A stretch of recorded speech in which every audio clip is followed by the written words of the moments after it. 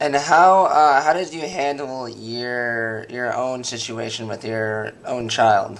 I went very forthrightly to the school about it. Mhm. I sent a copy of the article I'd written to the principal of the school. And what's great is my daughter's school is different from many schools. They did everything right, and a lot of schools don't. The first thing is they were not dismissive. Yeah. He didn't say, well, that's just kids being kids. Instead, the principal forwarded my article to all the other teachers, and then the president of the PTA asked to put it to the school's listserv. There were discussions about it. So instead of people saying, oh, this is just kids being kids, people took it seriously and talked about it. And her school, Katie's school, now holds every year a special day. We actually just had it last Friday, called Proud to Be Me Day, where the kids are invited to, wear a t-shirt or bring something that represents a special interest of theirs, regardless of what it is. It's a safe place to show, who you are.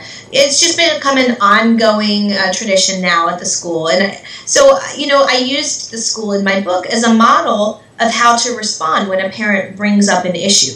Because most of the schools where the problems escalate, it happens because a teacher or a principal will say, there's nothing we can do, or, the kid was asking for it. And those types of dismissive responses are why bullying escalates. What advice would you give to other schools who are dealing with it and not really sure how to deal with it? I would say, first of all, that try and ditch the punitive measures. If you have a kid who's being cruel to another kid and you respond with a suspension or an expulsion or losing recess or something that's punitive, there are two problems with that. One is the punishment doesn't do anything to change the way the kid who's acting mean feels, right? Mm-hmm. He or she has not learned to treat the other person with kindness as a result of being suspended.